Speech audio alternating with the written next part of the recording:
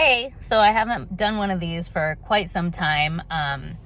I've been very busy working a new job, but my husband and I actually just finished Ted Lasso last night.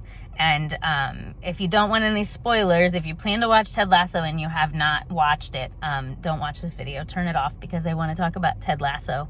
I don't watch much TV, and my husband will tell you, I have a mind that if and when I get free time, which is like never, I want to research and investigate and explore and things like that, the things that I think about all the time in my free time. So I don't watch a lot of TV. However, I have watched this series with my husband, and we're very late to the game, and it took us a long time to get through it, but we finished it last night, and I have some thoughts.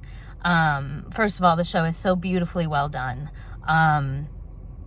But I want to talk about parenting, and I want to talk about trauma, and I want to talk about empathy and subjectivity versus objectivity through the lens of this show, and specifically the character of Ted. So, spoilers about to start.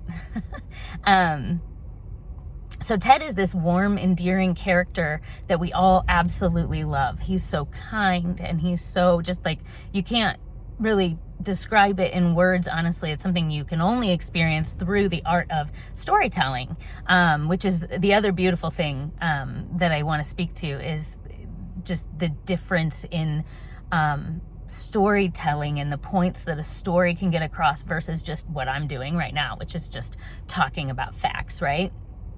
And the power of myth, and the whole Joseph Campbell thing about, the power of myth and story. And it enables us to have a subjective experience of someone else's story, which we can't do in real life with other people. We can only have an objective experience of other people. But with story, with myth, right, we can join the character on their subjective experience, which is wild and so powerful.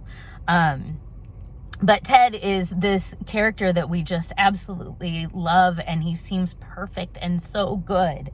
And yet,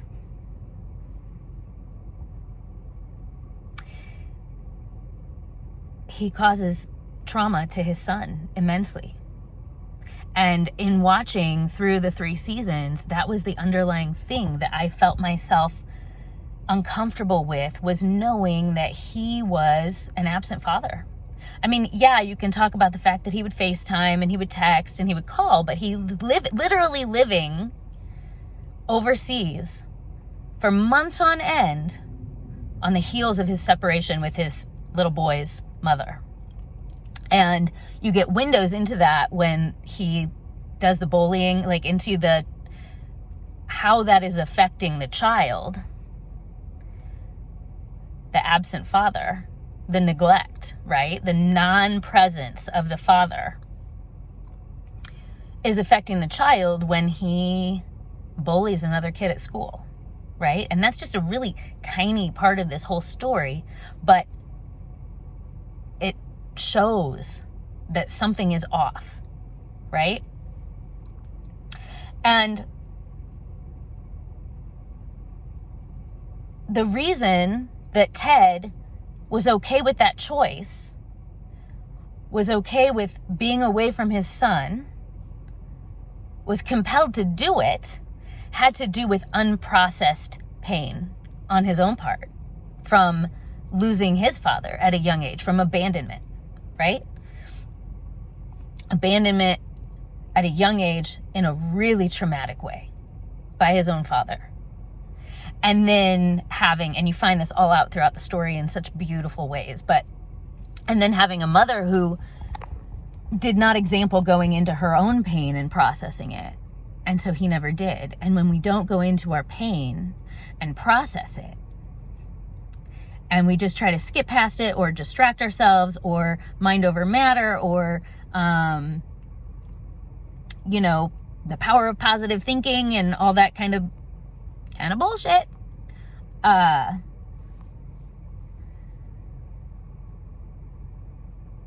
Then we have blind spots. We have blind spots, and we all have blind spots, and they are in us exactly where our unprocessed pain and trauma and emotion is. And so anybody looking in from the outside, like me watching the show, right? I can say, oh my God, how could this person that we love so much, that is so extraordinary, how can he just abandon his son, right? Not be there, not be present. And that's an objective view of another person. In life, we can objectively look at people and make those calls.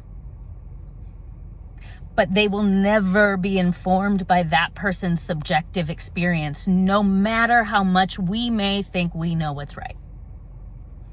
Because no one knows what it felt like to be Ted Lasso.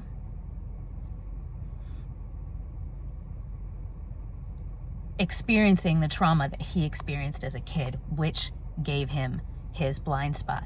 And as parents, and this is why I talk all the time, the best thing that you can do for your children or for anybody in your life is to do your depth work. However you do that, go to see a traditional therapist, awesome. Do my kind of woo-woo shadow work, consciousness coaching, whatever, right?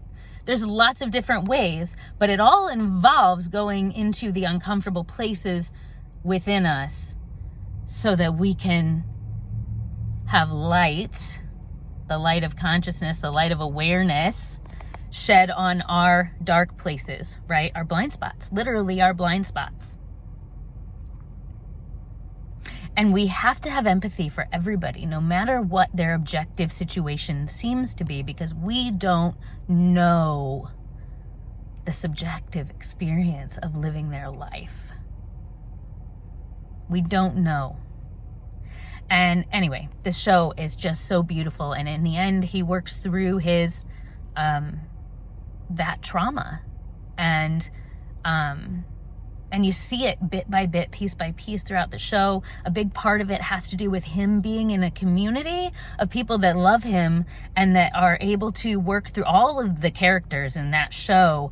They work through their hardship and their mistakes and their pain and forgiveness and all the things in such a beautiful way. And it's such an awesome example of the power of combining depth work, trauma work, with an environment of being unconditionally loved and supported.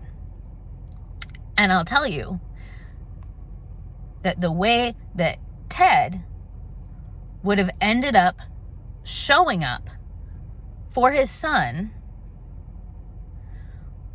would have not been possible if there were a bunch of people around him pointing fingers at him, telling him that he was wrong and awful and he should be doing something different. Because the only way he felt capable of doing the work required to get himself to the place where subjectively he could see past his own pain was not by being criticized, but rather by being loved. So, that's my soapbox. Yeah, and it was just beautiful.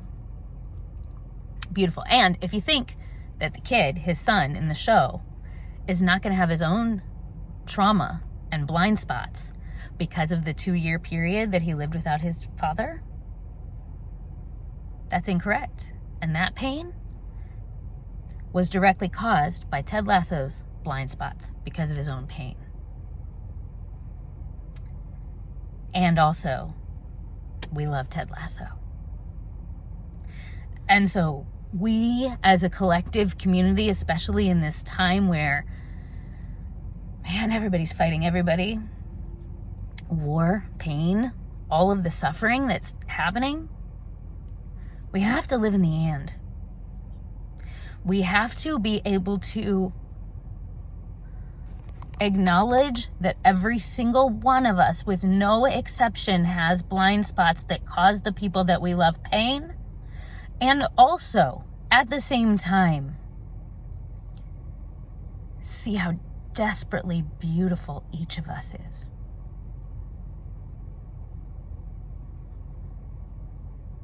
Both. Empathy, compassion, forgiveness, boundaries, love, honesty. All of it at the same time. Rest. So, anyway, I love Ted Lasso. And I love how a story can touch on this such depth of truth in a way that nothing else can. Because we experience it in a subjective way through the art of storytelling and the power of myth.